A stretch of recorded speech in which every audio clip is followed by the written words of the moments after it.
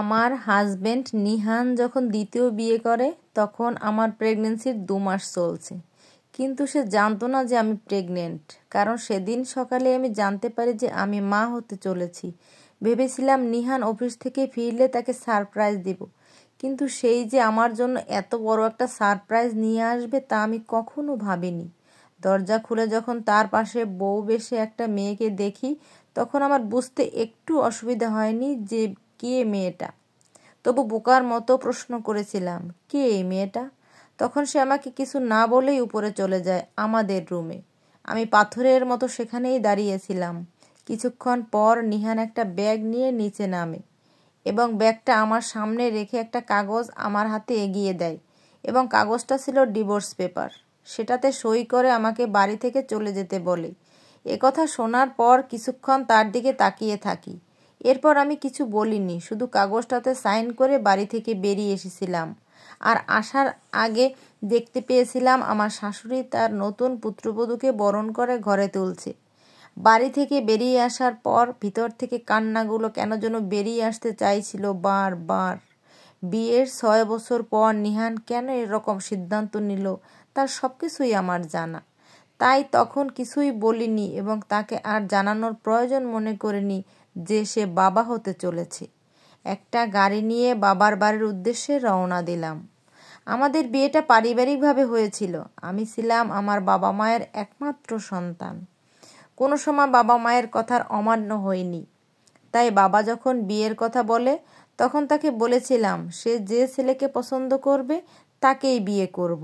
বাবা আমার কাছে জানতে চেয়েছিল আমার কোনো পছন্দ আছে কিনা। যেহেতু আমার কোনো পছন্দ ছিল না, তাই বাবার কথা আপত্তি করার প্রশ্নই আসে না, এবং বাবা মার পছন্দ মতেই নিহানের সাথে আমার বিয়েটা হয়। ওর সাথে যখন বিয়ে হয় তখন আমি অনার্স 2য় বর্ষের ছাত্রী।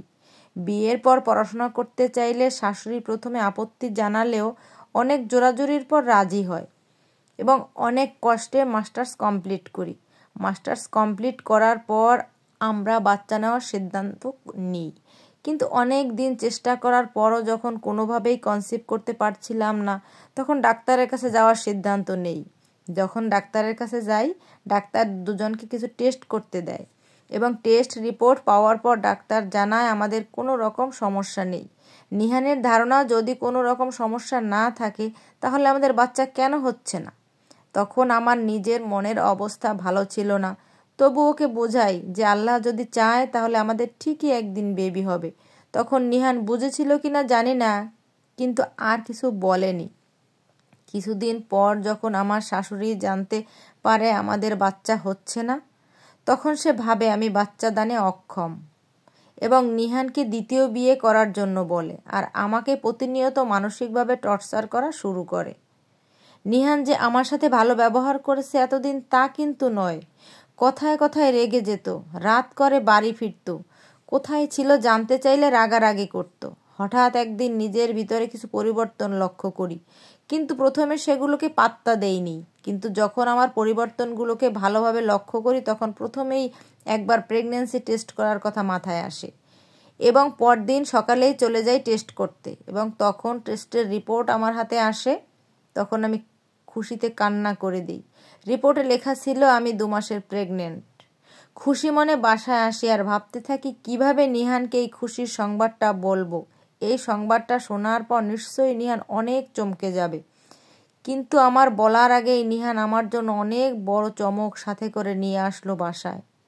আমি যদি তখন বলতাম নিহানকে যে সে বাবা হতে চলেছে, তাহলে হয়তো সে বাচ্চার জন্য হলেও আমাকে মেনে নিত আবার।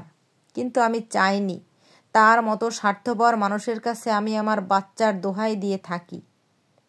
আচ্ছা, সে কি আমাকে 6টা বছরে একটুও ভালোবাসতে পারেনি? সব সময় শুনেছি মানুষ যখন কাউকে নিজের যতটুকু দিয়ে ভালোবাসে তখন সে তার ভালোবাসার মানুষটির হাত ধরে সকল দুর্যোগ অতিক্রম করতে পারে। যদি নিহান আমাকে ভালোবাসতো তাহলে কিভাবে ও আমার হাতটি ছেড়ে অন্য একজনের হাত ধরতে পারলো? নিহান যেমন বাবা ডাক শোনার জন্য পাগল ছিল, ঠিক আমিও তো তেমন মা ডাক শোনার জন্য পাগল ছিলাম। কই, আমি তো কখন ওর হাতটি ছেড়ে দেওয়ার কথা ভাবিনি। বাবার বাসা আসার পর মা আমাকে একলা দেখে জিজ্ঞেস করলো, নিহান আমার সাথে আসেনি না পরে আসবে? তখন আর নিজেকে আটকাতে পারলাম না। হাউমাউ করে কান্না করে দিলাম এবং বাবা মাকে সবটা খুলে বললাম। বাবা মা সবটা শোনার পর স্তব্ধ হয়ে গেল।